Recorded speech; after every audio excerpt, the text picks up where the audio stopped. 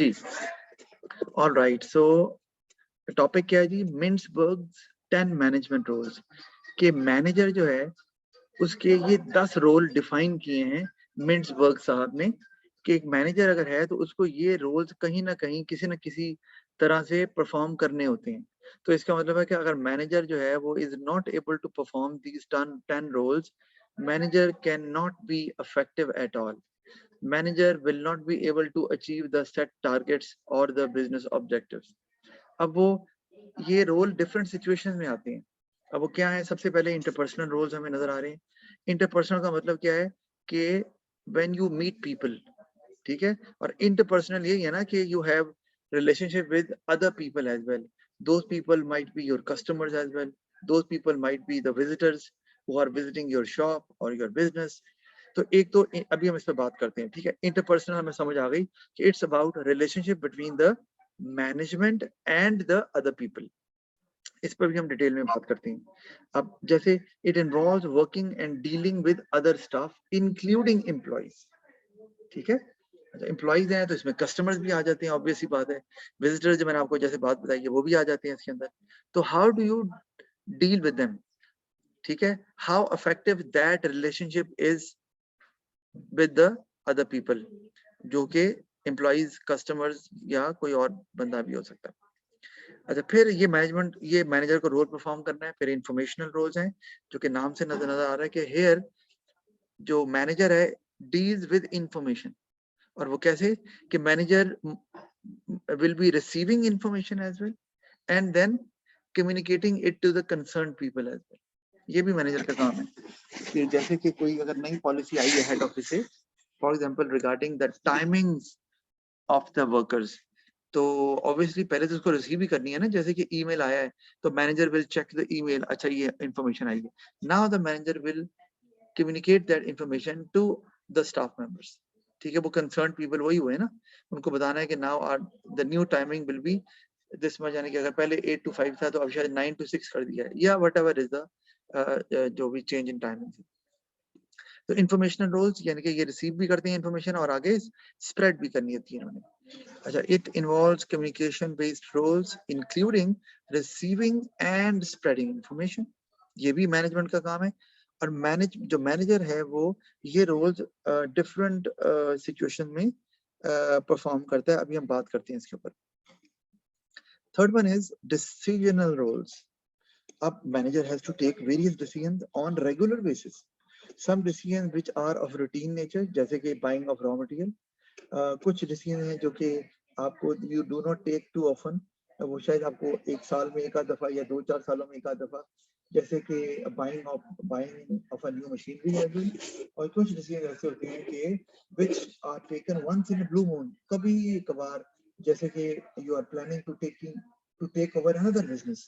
अगर आप किसी दूसरे बिजनेस को खरीदने लगे हैं, बाय करने लगे हैं, तो ये ऐसा डिसीजन एक बहुत बड़ा डिसीजन है। It involves lot of time, resources and finance and these are not the decisions which are taken very often. In fact once in a blue moon ही लिए जाते हैं, लेकिन ये ग्रेटली इफेक्ट करते हैं बिजनेस की सक्सेस को। तो ये भी मैनेजमेंट के काम ही है। It involves action based goals for making and implementing decisions including resource allocation. यानी कि बहुत से डिसीजन में जो मैंने बात की है उसमें से एक कॉमन डिसीजन ये भी है, हाउ टू एलोकेट रिसोर्सेज। यानी कि managers have land, labour, capital and now they need to sort it out कि which resources will be used for what purpose, what job will be assigned to which employee, which machine will be used for what purpose, तो वगैरह वगैरह। ये resource allocation के जो decision है ये भी मैनेजर ने ही लेने हैं। और इसमें लिखा हुआ ना एक्शन बेस्ड गोल्स, कि एक्शन बेस्ड गोल्स का मतलब ये है कि आपने अगर आपके डिसीजन आपने लेना है टू अचीव एन ऑब्जेक्टिव, तो उसके लिए a desired action is required. जैसे कि आपका गोल है कि you want to meet the requirement of the people which is there in the market, and to meet that requirement you need to tell your workers how to perform, ठीक है, in what way to perform। तो उसमें अगर आप उनको properly organise नहीं करेंगे तो ऑब्वियसली वो गोल जो है वो अचीव नहीं हो पाएंगे। तो decision making eight the right time वो बहुत ज्यादा जरूरी है। तो ये भी काम है। Otherwise if you take a delayed decision, तो obviously वो शायद आपको उतना आपके लिए बेनिफिशियल नहीं होगा एज अ बिजनेस, क्योंकि जैसे कि कस्टमर्स हैं तो अगर राइट टाइम पे नहीं डिसीजन ले रहे और कस्टमर जो है ना they are getting on it क्योंकि उन्हें टाइम पर चीजें नहीं मिल रही, तो ऑब्वियसली बात है they will switch to some other business. अच्छा ओके, अब जल्दी से देख लेते हैं इंटरपर्सनल रोल्स। अभी हमने बात तो कर ली है कि relationship between the manager and the other employees including other people including employees, right, ये पढ़ा है ना हमने। तो अब देखें, अब उसमें जो रोल्स हमें नजर आ रहे हैं, पहला रोल जो हमें नजर आ रहा है वो है जी फिगर हेड, ठीक है। अब वो क्या करता है, मैं पढ़ देता हूँ जो लिखा है कि conducting social ceremonial and legal responsibilities. अब लेट्स से कि अगर एक to form a business there are certain rules and regulations which need to be followed, तो ऑब्वियसली वो किसने पुट इनटू इफेक्ट करनी है, मैनेजर ने, कि एक कि गवर्नमेंट ने कुछ आपको गाइडलाइन दी हुई है कि these are the rules, these are the regulation, these are the laws and you have to abide by this. तो वो काम है, वो भी काम मैनेजर का ही है, और वो ही ऑब्वियसली फ्रंट से लीड करेगा, who will be telling exactly to people कि आपको ये कैसे फॉलो करना है। तो अच्छा, अब उसमें अच्छा social ceremonial and legal responsibility, फिर conducting ceremonies, receiving visitors, giving presentations on occasion such as opening of a new branch etc। तो ये भी का काम है, क्योंकि जो फिगर हेड होता है वो ही एक्चुअली आप समझ लें कि अगर लेट्स से आपने कोई इवेंट ऑर्गेनाइज किया है अपने ऑर्गेनाइजेशन में, तो you will be acting as a host, right, and you will be receiving guests, okay। तो जैसे हम कहते हैं ना, कभी कहीं शादी होती है तो शादी में जो के एहतमाम करता है शादी का, वही होता है ना ऑल इन ऑल, और उसी ने सारे गेस्ट को रिसीव करना होता है, और सारा जो एहतमाम है, इंतजाम है, वो उसी के ऑर्डर पे होता है। तो same is the case with managers as well, कि if there is a certain occasion, जैसे कि अगर किसी ऑर्गेनाइजेशन में आपने 25 ईयर सेलिब्रेशन करने वाले हैं कि 25 इयर्स हो गए हैं, तो और अब आपने विजिटर्स को भी बुला रहे हैं, who would be your guests as well, and there is an arrangement for food as well। तो वो सारा कुछ जो है वो manager will be handling it। अच्छा, apart from that, खाली ये तो हो गया ना सोशल गैदरिंग के लिए। सेरेमोनियल भी आप कह सकते हैं कि आपका कोई वही, जैसे हमने कहा कि जी बिजनेस के इसमें 10 साल हो गए, 5 साल हो गए, वो भी। और लीगल जो रिस्पॉन्सिबिलिटी है वो भी, ये भी रिस्पॉन्सिबिलिटी है ना, जब ऑब्वियसली कोई इवेंट अकर हो रहा है किसी बिजनेस में, तो manager will be taking care of all the activities happening there so that the event will go as smoothly as possible. और लीगल रिस्पॉन्सिबिलिटी जो आपने फॉलो करनी है टू रन अ बिजनेस, वो भी मैनेजर ने उसको देखना है। अब हमने कहा नई ब्रांच अगर खोल रहे हैं, तो नई ब्रांच में आपने पहले दिन फर्ज किया कि एक उसको डेकोरेट किया है, and you invite everybody, let's say कि you offer a discount to people. अब वहां पर मैनेजर का होना जरूरी है, who will be telling people about the products which are being sold in the shop.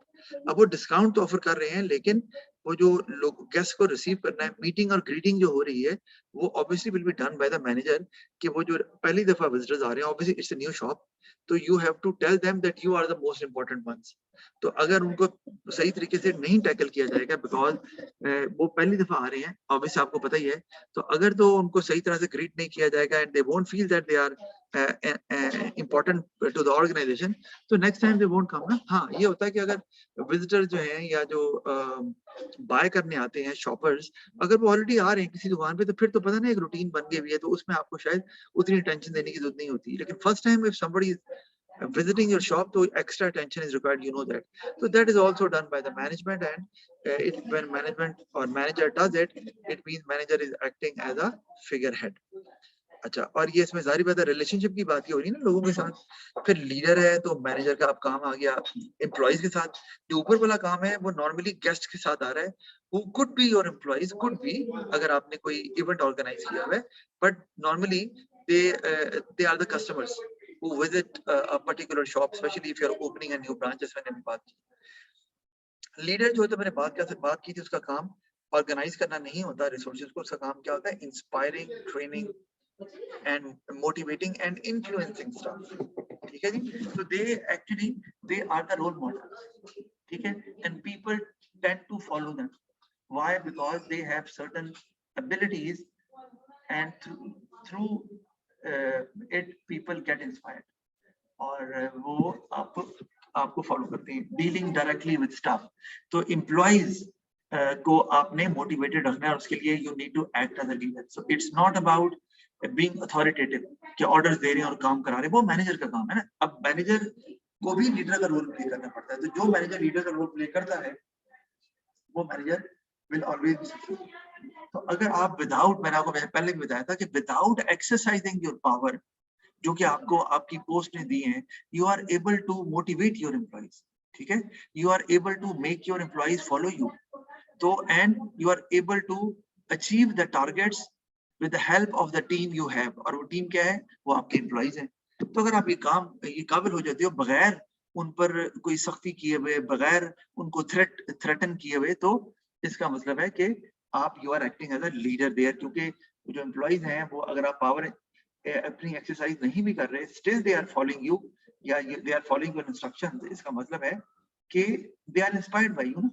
तो you have some kind of charisma in your personality, जो लोग कहते हैं यार we want to become like him और लाइक हर, तो वो आपका वही असल में लीडर होता है। अच्छा, अब लीडर ये भी, इसका काम भी जारी बात है एम्प्लॉइज के साथ डील करना है, तो रिलेशनशिप इसमें भी आ गया, ये भी इंटरपर्सनल रोल्स हैं। फिर हमारे पास लिएजॉन आ गया। अब लिएजॉन का बेसिक जो मीनिंग होता है वो है कि कनेक्टिंग लिंक, सेंट्रल पार्टी जो दो पार्टीज को मिलाती है। तो लिखा हुआ है acts as a connecting link between managers of one region with managers of other regions and other organisation as well. यानी कि अगर दो ब्रांचेस हैं तो एक आपका फर्ज किया जो टॉप लेवल का मैनेजर है, जो टॉप लेवल मैनेजमेंट में आता है, वो शायद who will be acting as liaison, और क्या करेगा वो will be bringing the managers and the people of two different branches together या two different regions together। और वो क्यों जरूरी होता है, क्योंकि आपको बताया था कि if an organization has various branches, if one branch is successful, तो it doesn't mean that the whole organization is getting that success, जब तक कि all branches जो है ना they do not work together, क्योंकि all branches को ये realize करना है कि they are part of the same organization and they need to support one another rather than कि focusing on their own branch only। तो उसके लिए ये जो connecting link है, this is very important, ताकि overall organization grow करे, ना कि सिर्फ एक branch grow करे, तो वो फिर मुमकिन नहीं होता आपके लिए। तो उसमें तो ये लिएजॉन के तौर पे, इसके अलावा अगर आपने किसी दूसरी ऑर्गेनाइजेशन के साथ अपना कोई कनेक्शन एस्टेब्लिश करना है लॉन्ग टर्म, ठीक है, और जैसे कि आपको ट्रेड कर रहे हैं किसी ऑर्गेनाइजेशन के साथ फॉर एग्जांपल, तो ट्रेड अगर कर रहे हैं तो उसके लिए भी आप चाहते हैं you need to build long term relationship with that organisation. वो आपका सप्लायर भी हो सकता है, वो आपका क्रेडिटर भी हो सकता है। क्रेडिटर समझते हैं ना कि जिससे आप बाय करते हैं, ठीक है, और तो वो आपका सप्लायर हो सकता है जिससे आप चीजें बाय कर रहे हैं। तो आप चाहते हैं कि you do not want to change the supplier और द क्रेडिटर टू ऑफन, कि बार बार आपको कभी किसी और सप्लायर से चीज लेनी पड़ती है, कभी किसी और से, उससे हो सकता है आपकी क्वालिटी कॉम्प्रोमाइज हो रही हो, चीजें टाइम पे ना मिले, सप्लायर ट्रस्टवर्दी ना हो। तो in that case when there is a connecting link, वो manager acts as a connecting link और एक्ट एज अ लिएजॉन, तो उसमें क्या होता है कि वो you are able to build up long term relationship with another organisation, वो मैनेजर की वजह से, और फिर आपको सप्लायर चेंज नहीं करना पड़ता, एंड वो एक ट्रस्ट बिल्डअप हो जाता है, and you always get the required quality of goods whenever you ask for it. और उससे ऑब्वियसली बात है भाई एक अच्छा इमेज भी बन जाता है in front of the customers as well, तो कस्टमर्स बिकम लॉयल। तो इस तरह से आप लिख सकते हैं, and they keep coming to your business to buy that, because every time they buy, उनको लगता है कि, और उनकी जो क्वालिटी का स्टैंडर्ड है वो वही रहता है, और वो इसलिए क्योंकि आपके मैनेजर ने एक बहुत अच्छा कनेक्शन एस्टेब्लिश किया हुआ है between your organisation and the other organisation, जो कि आपका शायद सप्लायर। तो ये भी रिलेशनशिप आ गया, ठीक है, हमने देख लिया है। तो आप देख रहे हैं कि जो इंटरपर्सनल रोल्स हैं इसमें रिलेशनशिप एस्टेब्लिश किया जाता है between employees, between manager and employees हो सकता है, अच्छा, between the organisation and the customers हो सकता है, and between the manager and the other organisation who can be your suppliers, who can be your creditors, जैसे कि बैंक है। आपने बैंक से लॉन्ग टर्म रिलेशनशिप अच्छा कर लिया, जिससे every time you want capital, loan capital, तो you are able to get it easily from that bank, क्योंकि आपका ट्रस्ट इतना अच्छा एस्टैब्लिश हुआ है कि आपको कोई जो है ना वो हैसल नहीं आती, हैजर्ड नहीं है कोई भी, जिसकी वजह से आपको जो है वो प्रॉब्लम हो लोन लेने में। तो ये तीनों तरह के लोगों को आप में जो है ना कनेक्शन को एस्टेब्लिश करते हैं and you make it strong as a manager. जी, अब हम तो हमने इंटरपर्सनल की बात कर ली कि कोई सवाल पूछ रहे हैं कि इंटरपर्सनल में ये जो तीन हमें सब रोल्स नजर आ रहे हैं, फिगर हेड, लीडर और लिएज़ॉन, इसमें कोई चीज आपको समझ नहीं हो तो मुझे जरूर बता दें, क्योंकि अगर पेपर में सवाल आएगा तो आपको इनकी इंपॉर्टेंस बतानी है ना कि इंटरपर्सनल रोल क्यों इंपॉर्टेंट है। तो उसमें आपको ये एक दो रोल बताने पड़ेंगे इनके, और कि इनका फायदा क्या है ऑर्गेनाइजेशन को। असल असल जो चीज है बताने वाली वो ये है कि पेपर में आपने इनकी इंपॉर्टेंस बतानी है कि ये ऑर्गेनाइजेशन को सक्सेसफुल करने के में क्यों इंपॉर्टेंट है, और यही मिड्सबर्ग का भी पॉइंट ऑफ व्यू। जी, कोई क्वेश्चन नहीं है आपका? तो हम फिर आगे चलते हैं। नेक्स्ट हमने पढ़ा है इंफॉर्मेशनल रोल्स, ठीक है, जहां पर काम क्या होता है कि इंफॉर्मेशन को हैंडल करना। हैंडल मतलब कि as a manager you receive information and then you spread it out as well. किसको? टू द कंसर्न पीपल, जिसके लिए वो इंफॉर्मेशन यूजफुल है। अच्छा, अब ये भी इंपॉर्टेंट है किसी भी बिजनेस की सक्सेस के लिए ना। तो अब हम उसमें देखते हैं, पहले है मॉनिटर। आप इंफॉर्मेशन रिसीव करते हैं as a manager relevant to business by attending meetings, reading research reports वगैरह वगैरह। जैसे कि मैं एग्जांपल आपको देता हूं कि आपने रिपोर्ट पढ़ी है, रिसर्च रिपोर्ट, और उसमें कुछ ऐसी टेंडेंसी नजर आ रही है मार्केट में कि पीपल वोंट बाय मच, ठीक है। अच्छा, अब वो नहीं अगर बाय करेंगे कौन सी प्रोडक्ट्स जो आप बनाते हैं, ठीक है।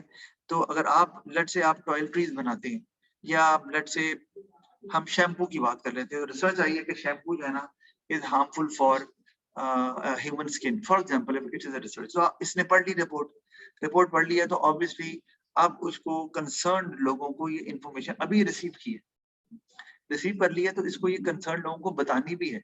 और वो कंसर्न लोग कौन से होंगे? ऑब्वियसली बात है, आपका सबसे इंपॉर्टेंट है प्रोडक्शन डिपार्टमेंट, जिसको आपने ये बताना है कि शैम्पू बनाना बंद करो, क्योंकि right now there is low demand of shampoo, and आप शैम्पू को इस तरह से आप डिजाइन करें कि इट वोंट बी हार्मफुल, या वो जो एलिमेंट्स उसका पार्ट हैं they must not be there, so that people won't get the idea that it is dangerous, so that we can claim कि जी this shampoo is not harmful compared to other shampoos which are there in the market. So in that way, business might have an advantage over other businesses जो कि shampoo बना रहे हैं, let's say. तो अब मैंने बात की ना टॉयलेटरीज की, मैंने बात की है, तो टॉयलेटरीज वही होती है ना चीजें कि आप जो अपनी बॉडी की मेंटेनेंस के लिए, स्किन के लिए यूज करते हैं, normally we put it in our washroom, तो उसमें वो शैम्पू या लोशन या टूथपेस्ट वगैरह, सोप वगैरह सारी चीजें आ जाती है। मैंने एक टॉयलेटरीज का वर्ड इस्तेमाल किया, तो उसमें मैंने शैम्पू जो है ना उसको यूज किया, लेकिन अगर सबको इकट्ठे बोलना हो तो हम टॉयलेटरीज बोल देते हैं। अच्छा, तो ये अपने इसने मॉनिटर कर लिया। अब मॉनिटर करने के बाद वो क्या करेगा? डिसेमिनेटर। अब डिसेमिनेटर का मतलब होता है a person who spreads out information. तो आगे क्या लिखा हुआ है? Sending and spreading information collected to the concern people in the organisation. तो मैंने आपको बात बताई कि वो शैम्पू की इंफॉर्मेशन, कि शैम्पू का इंप्रेशन गलत पड़ रहा है, मार्केट में डिमांड लो हो गई है, तो वो फौरन से पहले ऑपरेशन डिपार्टमेंट को बताएगा, क्योंकि operation department is the overall in charge of production. तो ये ना वो प्रोडक्शन हो जाए और बाद में बिके ना। तो ये डिसेमिनेटर का रोल भी तो पहले मॉनिटर करता है, फिर डिसेमिनेटर का रोल प्ले करता है manager. Then we have spokesperson. तो स्पोक्सपर्सन कौन होता है? Who actually speaks on behalf of the organisation, तो communicating about the organization to external groups such as potential investors, customers and shareholders in press conference, newspaper, annual general meeting, etc. कि कोई भी जो occasion होता है उसमें जो भी बोलता है, यानी कि आपने कोई अगर खिताब कर रहे हैं, you are addressing to the customers, और यू आर एड्रेसिंग, जैसे ना एक थोड़ा सा कंफ्यूज में है, एक फिगर हेड भी हमने पढ़ा है। अब लगता है सर फिगर हेड भी मिलता जुलता है। फिगर हेड में आप ओवरऑल इंचार्ज होते हैं of whatever is happening right there at that place, वो चाहे इवेंट की ऑर्गेनाइजेशन हो, वो फिगर हेड का काम है। But the person who speaks on behalf of the organisation is called the spokesperson. आपको पता है पॉलिटिकल पार्टीज के भी स्पोक्सपर्सन होते हैं, वो जो बोलते हैं वो ये अज्यूम किया जाता है कि पार्टी जो है ना उनका पॉइंट ऑफ व्यू वही है, राइट, उसको बोलते हैं स्पोक्सपर्सन। तो इसी तरह मैनेजर जो है जब बोल रहा है तो manager can act as a spokesperson as well, कि ऑर्गेनाइजेशन जो है ना उसका पॉइंट ऑफ व्यू यही है। वो जो भी बता रहे हैं, तो अब वो किसको बताते हैं नॉर्मली, वो एक्सटर्नल ग्रुप को बताते हैं ना, जिसमें आपके इन्वेस्टर्स, कस्टमर्स वगैरह आ जाते हैं। वो चाहे न्यूज़पेपर में कुछ पब्लिश हो रहा है, चाहे आप एनुअल जनरल मीटिंग में कुछ एड्रेस कर रहे हैं ओवरऑल शेयर होल्डर्स को, तो वो सारा यानी कि अगर ये बताना चाहते हैं कि जी जो बिजनेस है उसका क्या स्टैंड है। लेट्स से मैं एग्जांपल देता हूँ कि ऑल ऑफ अ सडन, मैं एक एग्जांपल दे रहा हूँ कि people have found out that maybe the food which is served at McDonald's, it's not beneficial for human health. In fact, if you eat it too much, so it actually affects the human health in a negative way. अगर ऐसे है let's say, तो अब जो McDonald's का spokes person होगा, manager जो है, वो manager can act as spokesperson, तो वो एक प्रेस कॉन्फ्रेंस भी बुला सकता है, डू रिमेम्बर, ठीक है। और प्रेस कॉन्फ्रेंस में the manager will actually explain the point of view of the organisation, McDonald's का बताएगा वो, लेकिन इट विल बी अज्यूम्ड कि वो ऑर्गेनाइजेशन की बिहाफ पे बता रहा है, तो वो बताएगा कि whatever is being rumoured is absolutely incorrect, there is nothing harmful in the food we actually serve at our eatery. तो ये सब जो है ना वो एक प्रोपेगेंडा या फेक है। तो इस तरह से जब वो अपना इमेज को क्लैरिफाई करना चाहेंगे कि so that people won't get that wrong information, क्योंकि उससे सेल्स गिर सकती है, तो वो इसका मतलब है right now that manager is acting as a spokesperson right there, and it is a very important job I am telling you, because if the manager is not good at communication, obviously there is a problem. क्यों? क्योंकि वो organisation का point of view सही से outside group को, जो external group है, and they might not respond in a way organization wants, यानी कि वो चाहेंगे कि people keep on buying at their eatery, but they won't come, क्योंकि आपने सही से कम्युनिकेट कर नहीं सके, या आप कन्विंस नहीं कर पाए सही तरीके से लोगों को। तो for that this is a very important role, और वो मैनेजर जो ये रोल प्ले करेगा स्पोक्स पर्सन का, must have very good communication skills. जी, इंफॉर्मेशन रोल भी हो गए, तो किसी को इसमें कोई क्लैरिटी ना हो, क्योंकि ये रोल भी आपने जब पेपर में बताने हैं, तो पेपर में आपने इनको मेंशन करके बताना है कि इससे बिजनेस को क्या फायदा होगा, या how it will lead to business success. ये इंपॉर्टेंट चीज है इन द एंड। डेफिनेशन तो चले आपने बता दी, बता देंगे आप। जी, कोई क्वेश्चन है? दुआ आपका है क्वेश्चन कोई? No sir. No, okay. अच्छा, फिर आगे चलते हैं। तो आगे हमारे पास जो थर्ड रोल आ जाता है वो डिसीजनल रोल्स, यानी कि now as a manager you have to take various decisions, आपको पता है अच्छे से। तो एक तो है डिसीजन एज एन एंटरप्रेन्योर। अब मैनेजर हो सकता है एंटरप्रेन्योर भी हो, तो आपको पता है कि you have to you can not simply sit on the fence कि जी हमने जो है ना वो बिजनेस हमारा चल रहा है and now no more decision will be taken. You have to support और गो अगेंस्ट अ डिसीजन, यानी कि अगर आपने एक डिसीजन नहीं लेना तो आपको रिजेक्ट करना पड़ेगा उसको, और you need to take another step, यानी कि कोई और डिसीजन लेना पड़ेगा। ये नहीं हो सकता कि एज ए मैनेजर आप कोई भी डिसीजन ना लें और आपका बिजनेस जो है अच्छा चलता रहे। क्यों? क्योंकि कौन से डिसीजन आपको लेने पड़ते हैं, because there are various opportunities which keep coming.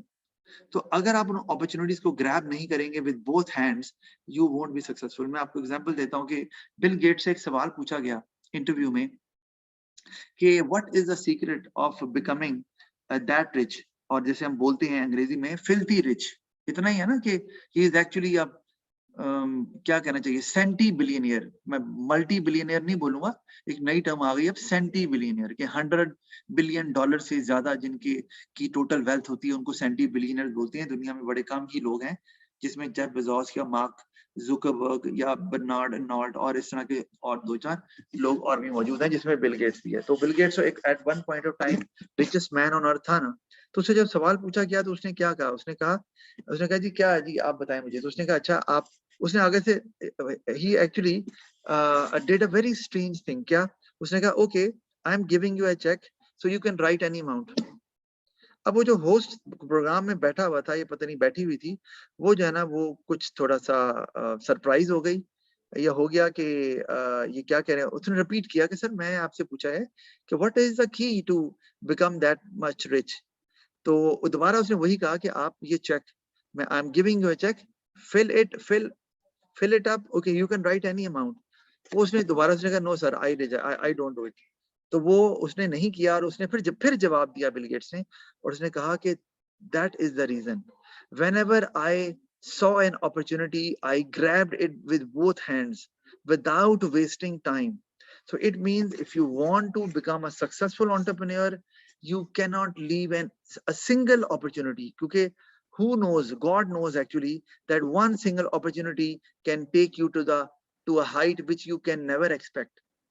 तो वो अब मैनेजर को भी इसी तरह कोई भी अपॉर्चुनिटी, अगर चले 3 अपॉर्चुनिटीज ही मैंने 2 अवेल कर ली, नो, हो सकता है वो 2 अपॉर्चुनिटीज बहुत माइनर नेचर की हों and it might not give that much success to the business, लेकिन वो एक अपॉर्चुनिटी जो आपने छोड़ दी वो ही सबसे बड़ी अपॉर्चुनिटी थी लेटर ऑन, और जो बाद में आपको आपके बिजनेस को उसने बहुत बड़ा बना देना था, लेकिन आपने अवेल नहीं की। तो अब जैसे कि मैंने आपको बताया कि at one point of time जैसे नोकिया था, तो नोकिया ने जो है वो एंड्रॉइड सेट की तरफ नहीं गए, रिस्क नहीं लिया। रिस्क था ना, whenever you whenever you step into a new opportunity, तो इसका मतलब ये है कि there is a risk there. क्यों? क्योंकि न्यू अपॉर्चुनिटी है, right now you do not have any past data available कि ये कामयाब होगा कि नहीं होगा, but trend is there and you feel के we need to get on with it. तो अब आपको खुद फाइंड आउट करना है। तो आप नए नई अपॉर्चुनिटी में रिस्क होता है, but at the same time that could be the key to great success as well, जैसे मैंने आपको बिल गेट्स की एग्जांपल दी है। तो वो अब नोकिया ने जब नहीं एंड्रॉइड सेट की तरफ आए और वो विंडो फोन की तरफ चले गए बाद में, तो Nokia is now nowhere, you know that. तो एक प्रॉब्लम आ गई ना साथ। इसी तरह और भी बहुत सी, मैंने आपको बहुत एग्जांपल इस तरह की दी हुई है कि जब आप अब you do not take the right decision at the right time, you do not grab the opportunity when it actually arises, तो या आपने अवेल नहीं की या आपने डिले कर दिया, तो obviously then there is you can only depend on that, और आप उस पे और मजीद कुछ कर नहीं पाओगे, because that opportunity might not arise again। ऐसी भी अपॉर्चुनिटी आती हैं जो बाद में आपको नहीं मिलने वाली होती। तो एंटरप्रेन्योर यानी कि रिस्क टेकर का रोल भी मैनेजर किसी हद तक परफॉर्म करता है।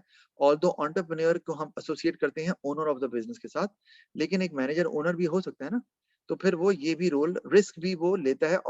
ऑल्दो वो रिस्क शायद अगर वो एम्प्लॉई है मैनेजर, तो शायद वो उसका रिस्क नहीं होगा अपना, लेकिन रिस्क विल रिमेन देयर ना। वो चाहे ओनर का हो बिजनेस का हो, रिस्क तो होगा ना उसके अंदर जब आप नई अपॉर्चुनिटी की तरफ जाते हैं। तो a manager must be a risk taker. जो मैनेजर रिस्क टेकर नहीं है वो कभी भी बिजनेस को सक्सेसफुल नहीं बना सकता। फिर डिस्टर्बेंस हैंडलर। अच्छा, अब handling situations which pose threats to business and responds accordingly, such as increasing competition, changing trends in the market। तो यहाँ पे डिस्टर्बेंस से मुराद ये नहीं है कि कोई फटा हो गया है लोगों के दरमियान। डिस्टर्बेंस का मतलब है कि now business cannot be run smoothly unless and until that problem is addressed। और वो प्रॉब्लम कहाँ आई है? वो प्रॉब्लम आई है आपके एनवायरनमेंट में where you operate as a business। और आपके एनवायरनमेंट में क्या कुछ होता है? आपके एनवायरनमेंट में गवर्नमेंट होती है, उसकी पॉलिसीज होती हैं, लॉज होते हैं, कंपटीशन होता है, वो बढ़ता है, कम होता है, फिर और ज्यादा बढ़ जाता है एट टाइम्स। कस्टमर्स होते हैं, उनका ट्रेंड चेंज होता रहता है, उनका टेस्ट चेंज होता रहता है, इकोनॉमिक कंडीशन होती है, लोगों की इनकम चेंज होती रहती है, लाइफस्टाइल चेंज होता रहता है, वगैरह वगैरह। ये वो चीजें हैं जो कि विच कैन कॉज डिस्टर्बेंस। ठीक है, क्योंकि अगर एनवायरनमेंट में ऐसी कुछ चेंजेस आ रही हैं for example, and you do not actually pay attention to it, तो ऑब्वियसली आपका बिजनेस पीछे रह जाएगा। क्योंकि जो बिजनेस उन चेंजेस को एड्रेस करके उसके हिसाब से अपना प्रोडक्ट निकालेगा, उस हिसाब से अपनी सर्विस प्रोवाइड करेगा, उस हिसाब से अपने कस्टमर्स को डील करेगा, तो वो obviously will give greater satisfaction to its customers. तो इसलिए जब डिस्टर्बेंस आई है तो मैनेजर को और क्विकली जो है उस डिस्टर्बेंस को हैंडल करना है। मतलब कंपटीशन अगर आ रहा है तो now you have to come up with good quality products as well, now you have to come up with variety as well, now you might have to advertise more। क्योंकि पहले competition कम था, अब आपको चूंकि कंपटीशन ज्यादा है तो आपको ज्यादा एडवर्टाइजमेंट करनी है ताकि people won't forget your name. तो नई प्रोडक्ट्स के साथ भी आपने आना है। You might have to reduce your price as well, competition है। तो ये सब आप क्या करें, डिस्टर्बेंस आई यानी कि कंपटीशन आया, आपने उसको एज अ मैनेजर हैंडल किया कैसे? प्राइस को कम करके, क्वालिटी को इम्प्रूव करके, अपनी सर्विस को बेहतर करके, अपनी आउटलेट्स को बढ़ाकर, एडवर्टाइजमेंट को एक्सटेंसिव करके, ये तरीकेकार है। इस तरह अगर फर्ज किया मुल्क में इकोनॉमिक कंडीशंस बड़ी खराब हो गई हैं, लोगों की अनएम्प्लॉयमेंट हो रही है, लो इनकम लेवल है, और तो वहां पर भी अब डिस्टर्बेंस हैंडल बनेगा मैनेजर क्या? कि अब ये देयर इज अ थ्रेट कि लोग शायद आपकी चीजें बाय ना करें अगर आप कोई टॉप क्वालिटी की चीजें प्रोड्यूस करते हैं। तो नाउ द थिंग इज कि उसको हैंडल कैसे करना है कि you might drop the quality a bit of your products, drop the quality of your product a bit, ठीक है। और उससे क्या होगा कि वो जो कस्टमर्स हैं जिनकी इनकम लेवल कम हुआ हुआ है because of those economic conditions, unemployment हुई हुई है, they will still by your product क्योंकि आपका प्रोडक्ट स्टिल उनके लिए अफोर्डेबल है। तो ये भी मैनेजर ने क्या किया, डिस्टर्बेंस को हैंडल कर लिया अच्छे से। तो ये मैनेजर का काम होता है कि एनवायरनमेंट में जो भी चेंज आता है उसके अकॉर्डिंगली आपको एक्शन लेना होता है। और अली सुहेल आप कह रहे हो can you please share the recording in group, okay I will share it. अच्छा, उसके बाद हमारे पास आ जाता है जी अगला डिसीजन रोल, वो है रिसोर्स एलोकेटर। और ये आपको पता है इंपॉर्टेंट है कि रिसोर्स की एलोकेशन बहुत ही रोल है जो ऑफ प्राइम इंपॉर्टेंस है फॉर अ मैनेजर, कि आपको लैंड लेबर कैपिटल कहाँ कहाँ लगाना है, बजट सेट करना है, कितने पैसे किस चीज के लिए लगाने हैं। मतलब मशीन अगर इक्विपमेंट बाय करनी है तो उसके लिए कितना आप कितने पैसे हैं, बजट का मतलब यही है ना कि the money you set aside to buy something. तो एडवर्टाइजमेंट अगर करनी है तो वो कितनी उसका बजट कितना है, क्योंकि अगर बजट सेट नहीं करेंगे तो फिर तो आप एक्सटेंसिवली खर्च करेंगे और हो सकता है you and up over spending the amount. तो वो तो आपके लिए फिर काम खराब हो जाएगा क्योंकि you might be running short of money. तो बजट तो जरूरी है और बजट के बाद फिर आप रिसोर्सेज डिसाइड करते हैं कि कितने रिसोर्सेज बाय करने हैं और कितने जो है ना वो पैसे जो है ना वो हमने यूज करने हैं फॉर अ पर्टिकुलर पर्पस और कहाँ कहाँ यूज करनी है। तो ये इसी मैनेजर का काम है एज अ रिसोर्स एलोकेटर, ताकि रिसोर्स वही लगे जहां पर उसका बेस्ट यूज है और पैसे उतने लगे जितने के नेसेसरी हैं। तो कहीं पर एक्स्ट्रावेगेंटली पैसे का इस्तेमाल नहीं होना चाहिए, अदरवाइज बिजनेस का जो प्रॉफिट लेवल है वो कम हो जाएगा या बिजनेस का जो फाइनेंस है वो उतना सफिशिएंट नहीं होगा कि आप बिजनेस को फर्दर एक्सपैंड कर सकें या सक्सेसफुली रन कर सकें। अच्छा, फिर आ गया फोर्थ रोल है डिसीजन रोल, निगोशिएटर। तो निगोशिएटर का हमें पता ही है हम करते हैं क्या कि यू गो इनटू डिस्कशन। जैसे होता है ना, आप you go to buy something from a shop, तो आप ना दुकानदार से कितने की चीज देंगे, नहीं जी सस्ती कर लें, इतनी कर ले, तो क्या करते हैं you you go into an argument, इसको बोलते हैं नेगोशिएशन। तो आप कहते भी हो यानी कि यार मैंने ना I bought that product cheaply, ठीक है, ये सेल फोन जो है ना ये यार 50,000 का था, मुझे ना 45 का मिल गया। लेकिन मैं आप क्या कहते हो आफ्टर नेगोशिएशन, इसका मतलब है कि you went into a long argument with the shopkeeper and finally you were successful in getting the cell phone at the price you wanted. तो वो आपको ये नेगोशिएशन है। इसी तरह से मैनेजर का काम है कि उसको क्या करना है, नेगोशिएट करना है, लेकिन किससे, गवर्नमेंट से, सप्लायर से, एम्प्लॉइज से। अब मैं पढ़ता हूँ क्या लिखा है ब्रैकेट में, रिप्रेजेंटिंग ऑर्गेनाइजेशन इन रिजॉल्विंग इश्यूज। अब इश्यूज को रिजॉल्व करना है और वो आर्गुमेंट करके ना, डिस्कशन करके, किससे, गवर्नमेंट से। अगर गवर्नमेंट के साथ आपका कोई मामला चल रहा है जो खराब है, ठीक है, ट्रेड यूनियन से, ट्रेड यूनियन में कौन होता है, एम्प्लॉइज होते हैं। एम्प्लॉइज जो है ना they are unhappy, they are dissatisfied, तो उनके साथ आपको डिस्कशन करनी है, नेगोशिएशन करनी है, ताकि matter should be settled quickly. क्योंकि अगर जल्दी सेटल नहीं होगा तो employee won't work diligently and with that much focus, तो उससे आपकी ओवरऑल इम्पैक्ट पड़ेगा क्वालिटी पे और क्वांटिटी पे। गवर्नमेंट के भी मामले को जल्दी रिजॉल्व नहीं करेंगे तो गवर्नमेंट जो है ना वो रिस्ट्रिक्शन लगा सकती है, और रिस्ट्रिक्शन लगाएगी तो आपका बिजनेस जो है ना वो आपको हो सकता है प्रोडक्शन को हॉल्ट करना पड़ जाए, है ना। आपको पता है कि प्रोडक्शन हॉल्ट करने से कितना का नुकसान हो सकता है। आपने जो डेडलाइन दी होंगी कस्टमर्स को, you won't be able to meet them. इसी तरह सप्लायर्स हैं, उनके साथ भी नेगोशिएशन जरूरी है कि if let's say there is a disagreement between the supplier and you, वही कि आपने चीजें बाय करनी है but the supplier is not willing to sell the goods at the price you want, तो वो भी आपको नेगोशिएट करना पड़ेगा ताकि सप्लायर भी एग्री हो जाए and you get the goods quickly. क्योंकि अगर आपको रॉ मटेरियल जल्दी नहीं मिलेगा तो आपकी प्रोडक्शन भी जल्दी स्टार्ट नहीं ना हो पाएगी, फिर ऑब्वियस सी बात है। लेकिन साथ में आपने निगोशिएट करना है, मैंने लास्ट क्या लिखा हुआ है, while maintaining a healthy relationship, that is the key। कि negotiation does not mean कि you will go into an argument and then finally you will come out as a winner। आपको विनर नहीं बनना, क्योंकि अगर आप विनर बनोगे और दूसरे को लूजर बनाओगे तो at that very point you might get the benefit, लेकिन लॉन्गर टर्म में आपको बेनिफिट नहीं होगा। वो कैसे, एम्प्लॉय काम नहीं करेंगे, they will leave the organisation in the future, supplier आपको नेक्स्ट टाइम चीजें सप्लाई नहीं करेगा, you might have to find another supplier जो कि बार टाइम टेकिंग होगा। और शायद आपको ऐसा सप्लायर मिले भी ना। इस तरह गवर्नमेंट जो है ना, वो भी अगर आप गवर्नमेंट की गुड बुक्स से निकल जाओगे तो गवर्नमेंट जो है ना वो भी आपके खिलाफ कोई सैंक्शंस, कोई रिस्ट्रिक्शन लगा सकती है। तो आपको हेल्दी रिलेशनशिप रखना है। you need to consider that as well. The other party must be happy and satisfied as well, and still you get the things in your favor. ठीक है, तो ये बहुत जरूरी है कि जब हम कहते हैं ना यार अच्छा नाराज नहीं होना यार, देख लो, यानी कि इस तरह करके आपको आसान लफ्जों में बता रहा हूँ, फायदा आपने अपना करा लिया लेकिन अगले को भी मना लिया, तो नेगोशिएशन में ऐसे करना है आपने। अच्छा, ये this is very important, last topic of the chapter, बहुत ही इंपॉर्टेंट है क्योंकि ये बहुत ज्यादा पूछा गया पास पेपर में बार बार, तो हम इस पे जरा बात कर लेते हैं। तो आई गेस ना ये अभी किसी वक्त भी जा सकती है, ये सेक्शन एक्सपायर हो सकता है, तो मेरे ख्याल में कि मैं ना, आप ऐसा करें दोबारा आ जाए, वरना बीच में ना डिसकंटिन्यू हो जाएगा तो अजीब सी प्रॉब्लम आ जाएगी। ठीक है, मैं बंद कर रहा हूँ इसे और दोबारा आइए।